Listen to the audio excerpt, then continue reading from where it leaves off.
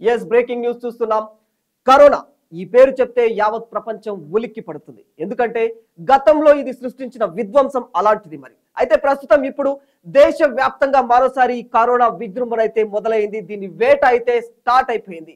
ఇప్పటికే దేశవ్యాప్తంగా 4,000కు పైగా కేసులు అయితే నమోదైనట్లు కూడా ఆరోగ్య శాఖ తెలియజేస్తూ ఉంది. అయితే ఈ నేపథ్యంలో ఆరోగ్య శాఖ అయితే దేశవ్యాప్తంగా పెరిగిపోతున్న ఈ కేసులను దృష్టిలో పెట్టుకొని ఆరోగ్య శాఖ అయితే ఇప్పటికీ అప్రమత్తమైందనే చెప్పుకోవాలి.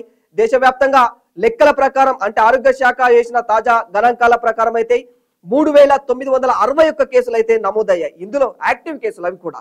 ఇందులో ఇప్పటికీ డిశ్చార్జ్ అయిన వాళ్ళైతే 2,188 మంది ఉన్నారు. ఈ కరోనా వల్ల మొత్తం ఇప్పటి వరకు 32 మంది మృతి చెందినట్లు కూడా తెలుస్తుంది. అయితే ఇది ఇలా ఉండగా కోవిడ్ టెస్టుల సంఖ్య, హాస్పిటళ్లలో అందుబాటులో ఉన్న బెడ్లు, మెడికల్ సిబ్బంది పరిస్థితులపై కూడా ఆరోగ్య శాఖ అయితే సమీక్ష నిర్వహిస్తూ ఉంది. అసలు అయితే దీనికి సంబంధించి ఏంటి ఈ కరోనా వైరస్ మళ్ళీ ఎందుకు విజృంభిస్తుంది, కారణాలు ఏమిటి అనేది తెలుసుకునే ప్రయత్నం చేద్దాం. భారతదేశంలో కొత్త కోవిడ్-19 సబ్ వేరియంట్ అయిన NB1.8.1 కనుగొనబడింది. అయితే ఏదైతే వైరస్ ఎవల్యూషన్ పైన ప్రపంచ ఆరోగ్య సంస్థ కూడా WHO ఉందో అది సాంకేతిక సలహా బృందం కూడా ఈ వేరియంట్ ను మానిటరింగ్ లో ఉన్న వేరియంట్ గా కూడా పేర్కొంది. వైరస్ లక్షణాల్లో గణనీయమైన మార్పులు ఉన్నప్పటికీ కూడా దాని ఎపిడిమియోలాజికల్ ప్రభావం స్పష్టంగా కనిపిస్తుందని కూడా వారు కూడా తెలియజేస్తున్నారు. కాస్త అస్పష్టంగానే ఉంది అంటే దానికి సంబంధించి ఏదైతే ఈ జన్యున్ ఉందో ఇదైతే కాస్త అస్పష్టంగా ఉన్నట్లు కూడా తేల్చారు. ఈ వేరియంట్ యొక్క కనీసం ఒక నమూనాను తమిళనాడుకు చెందిన భారతదేశం కోవిడ్-19 జీవోను సీక్వెన్సింగ్ కన్సల్టియం ఇదైతే సమర్పించారు. గత 2 వారాలుగా భారతదేశంలో క్రమం చేయబడినటువంటి నమూనాలలో ఎక్కువ భాగం కూడా BA.2 మరియు అట్లాగే దాంతో పాటు JN.1 వేరియంట్లు ఉన్నట్టు కూడా తెలియజేశారు. కోవిడ్-19 ఇటీవలి పెరుగుదలకు కారణాలు ఏమిటి అనే విషయాన్ని చూసినట్లయితే 1 సంవత్సరం క్రితం ఇచ్చిన వ్యాక్సిన్ల నుంచి రోగ నిరోధక శక్తి తగ్గడం, ప్రజా ప్రవర్తన కూడా సడలించడం, కొత్త వేరియంట్ NB1.8.1 ఆవిర్భావం లాంటి అంశాల ఈ జాబితా కారణంగా గత కొన్ని వారాలుగా భారతదేశంలో అయితే కోవిడ్-19 కేసులు అయితే విపరీతంగా పెరిగిపోతున్నట్లు కూడా ఆరోగ్య నిపుణులు అయితే తెలియజేస్తూ ఉన్నారు.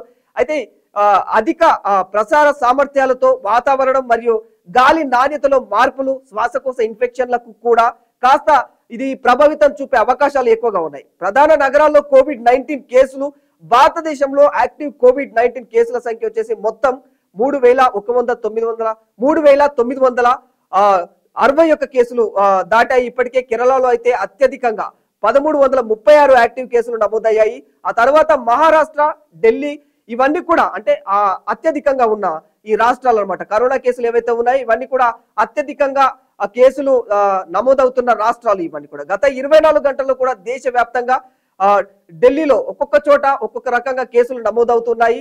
ఈ విధంగా కేరళలో కోవిడ్ కేసులు అత్యధికంగా ఉన్నాయి. కేవలం శుక్రవారం నాడు మాత్రమే 189 కొత్త కేసులు నమోదయ్యాయంటే ఈ కేసు ప్రభావం ఎంత భయంకరంగా ఉందో మీరు అర్థం చేసుకోవచ్చు.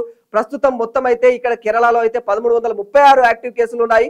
మహారాష్ట్రలో వచ్చేసి 467 కేసులు ఉన్నాయి. ఢిల్లీలో 375, గుజరాత్ లో 265, కర్ణాటకలో 234, పశ్చిమ బెంగాల్లో అయితే 205, తమిళనాడులో 185, ఉత్తరప్రదేశ్ లో 117 కేసులు. ఇలా ఒక్కొక్క ప్రాంతాన్ని బట్టి ఒక్కొక్క రాష్ట్రంలో ఒక్కొక్క విధంగా అయితే కరోనా కేసులు అయితే నమోదవుతూ ఉన్నాయి. రాజస్థాన్ లో వచ్చేసి 60, పుదుచ్చేరిలో వచ్చేసి 41, హర్యానా 26, ఆంధ్రప్రదేశ్ లో మన తెలుగు రాష్ట్రాల్లో వచ్చేసి ఆంధ్రప్రదేశ్ లో అయితే 17 ఉన్నాయి. ఇక మధ్యప్రదేశ్ లో 16 కేసులు నమోదయ్యాయి. దేశంలో ఈ సంవత్సరం ఇప్పటి వరకు మొత్తం అంటే 32 మరణాలు సంభవించినట్లుగా కూడా ఆరోగ్య శాఖ నిపుణులు అయితే చెబుతూ ఉన్నారు. Indian council of medical research ICMR ఈ నివేదిక ప్రకారం అయితే పశ్చిమ, దక్షిణ భారతదేశంలో ఈ నమూనాల జన్యు విశ్లేషణలో కొత్త వేరియంట్లైన ఒమిక్రాన్ ఉప వేరియంట్లు ఉన్నట్లు కూడా గుర్తించారు. ఈ వేరియంట్లు 2022లో భారతదేశంలో కరోనా సెకండ్ వేవ్ కు కారణమైన ఒమిక్రాన్ రకానికి చెందినవిగా అయితే ఆరోగ్య అధికారులు అయితే తెలియజేస్తున్నారు. ఈ కొత్త వేరియంట్లలో LF7, XFG, JN1, NB1.8.1 ఈ వేరియంట్లు కూడా ఉన్నాయని ICMR అయితే చీఫ్ డాక్టర్ రాజీవ్ బెహ్లా ఎవరైతే ఉన్నారో ఆయన తెలియజేశారు. వీటిలో మొదటి 3 వేరియంట్లు అయితే ఎక్కువగా కనిపిస్తూ ఉన్నాయి. దక్షిణ భారతదేశం నుంచి మొదలై పశ్చిమ భారతదేశం ద్వారా కూడా ఇప్పుడు ఉత్తర భారతదేశంలోనూ కేసులు క్రమంగా పెరుగుతూ ఉన్నాయి అని అధికారులు అయితే తెలియజేస్తున్నారు. ఈ కేసులన్నీ కూడా ఇంటిగ్రేటెడ్ డిసీజ్ సర్వైలెన్స్ ప్రోగ్రామ్ ఏదైతే IDSP ద్వారా పర్యవేక్షించబడుతూ ఉన్నాయి. ప్రస్తుతానికైతే డాక్టర్ బెహ్లే ప్రకారం ప్రస్తుతం కరోనా సోకిన వారిలో ఈ లక్షణాలు స్వల్పంగా అంటే కాస్త తక్కువగానే ఉన్నాయని తెలియజేస్తున్నారు. కొత్త వేరియంట్లు వచ్చినప్పుడు కూడా అవి సహజంగా లేదా వ్యాక్సిన్ ద్వారా వచ్చిన రోగ నిరోధక శక్తిని దాటుతాయని కూడా, అయినప్పటికీ కూడా ప్రస్తుతం ఆందోళన అవసరం లేదని కూడా డాక్టర్లు అయితే తెలియజేస్తున్నారు. కానీ క్రమంగా పెరుగుతూ ఉన్న కేసుల తీరు చూస్తే మాత్రం ప్రజలు భయాందోళన చెందుతూ ఉన్నారు. ఇలాంటి క్రమంలో జనసంచారం ఎక్కువగా ఉండే ప్రాంతాల్లో అప్రమత్తంగా ఉండాలని కూడా, మాస్కులు ధరించాలని, కాస్త అప్రమత్తంగా ఉండాలని కూడా అధికారులు అయితే తెలియజేస్తూ ఉన్నారు. ఇది దీనికి సంబంధించిన అంటే జన సమూహాల్లో మాస్కులు ధరించాలి. నిజంగానే అంటే వాళ్ళు చెప్పినా చెప్పకపోయినా కూడా మనకున్న కాస్తో కోస్తో ఈ గత అనుభవాన్ని బట్టి, మనం పొందిన నాలెడ్జ్ని బట్టి అయితే జన సమూహాల్లో ఖచ్చితంగా మాస్కులు అయితే కంపల్సరీగా ప్రతి ఒక్కరు ధరించడం అలవాటు చేసుకోవాలి. ఇక నుంచి ఆ మధ్య కాస్త విరామం దొరికినట్లయింది, కానీ మళ్ళీ కరోనా కేసులు తీవ్ర రూపం దాలుస్తున్నాయి. కాబట్టి ఖచ్చితంగా అందరూ కూడా తగు జాగ్రత్తలు తీసుకోవాలి. హ్యాండ్ శానిటైజర్స్ ఏవైతే ఉన్నాయో అవన్నీ కూడా వినియోగించాలి. చిన్న లక్షణాలు అవి ఉన్నప్పుడే టెస్టులు చేయించుకోవాలి, లేదంటే చాలా ప్రమాదాన్ని ఎదుర్కోవాల్సిన పరిస్థితులు ఏర్పడతాయి. పెద్ద చిన్న అనే పిల్లలు జల్లలు అంటే ముసలి ముతుక అనే ఏ తేడా లేకుండా అందరూ కూడా దీనికి గురవుతారు. కాబట్టి ఖచ్చితంగా మనం గతంలో చూసాము. వీటన్నింటి నుంచి కూడా అంటే దీని నుంచి మనం తప్పించుకోవాలంటే ఇవన్నీ జాగ్రత్తలు అయితే మనం ఖచ్చితంగా తీసుకోవాలి. రోగ నిరోధక శక్తి తక్కువగా ఉన్నవారైతే చాలా జాగ్రత్తగా కూడా చాలా జాగ్రత్తలు పాటించాలి. వీళ్ళు ఖచ్చితంగా తప్పనిసరిగా ఏదైతే బూస్టర్ డోస్ ఉందో అది చాలా మంది తీసుకోలేరు ఇప్పటి వరకు. అంటే కరోనా ఏదైతే వ్యాక్సిన్స్ ఉన్నాయో చాలా మంది 3 వ్యాక్సిన్స్ ఇచ్చారు మనకు, ఇప్పటి వరకు 2 వ్యాక్సిన్లు తీసుకున్నారు ఎక్కువ శాతం మంది. దాదాపు చాలా తక్కువ మంది ఈ బూస్టర్ డోస్ అనేది తీసుకున్నారు. బూస్టర్ డోస్ అయితే ఖచ్చితంగా తీసుకోవాలి, లేదంటే చాలా ప్రమాదానికి గురయ్యే అవకాశాలు ఉన్నాయి. అన్ని రాష్ట్ర ప్రభుత్వాలకు కూడా కేంద్ర ప్రత్యేక మార్గదర్శకాలు కూడా ప్రస్తుతం అయితే దీనికి సంబంధించి ఈ కరోనా కేసులు నమోదవుతున్న తీవ్రతను బట్టి వాళ్ళైతే ఆ మార్గదర్శకాలు అయితే జారీ చేస్తూ ఉన్నారు. ముఖ్యంగా ఆసుపత్రుల్లో ఏవైతే ఐసోలేషన్ వార్డులను సిద్ధం చేయాలి, అంటే ఐసోలేషన్ వార్డులను సిద్ధం చేయాలని, ఆక్సిజన్ సరఫరా ఈ నిల్వలు పరిశీలించాలని, అంటే ఎప్పటికప్పుడు అసలు ఆక్సిజన్ నిల్వలు ఉన్నాయా, ఐసోలేషన్ వార్డులు సరిగ్గా సక్రమంగా అవి పనిచేస్తున్నాయా ఉన్నాయా లేదా, మెడికల్ సిబ్బంది కూడా సిద్ధంగా ఉన్నారా, సరైన సిబ్బంది అక్కడ హాస్పిటళ్లలో ఉన్నారా లేదా, వీటన్నిటిపైన ఇలాంటి వాటన్నిటిపైన అయితే మన కేంద్ర ప్రభుత్వం కేంద్ర ఆరోగ్య శాఖ అయితే తగు జాగ్రత్తలు అయితే తీసుకుంటూ ఉంది.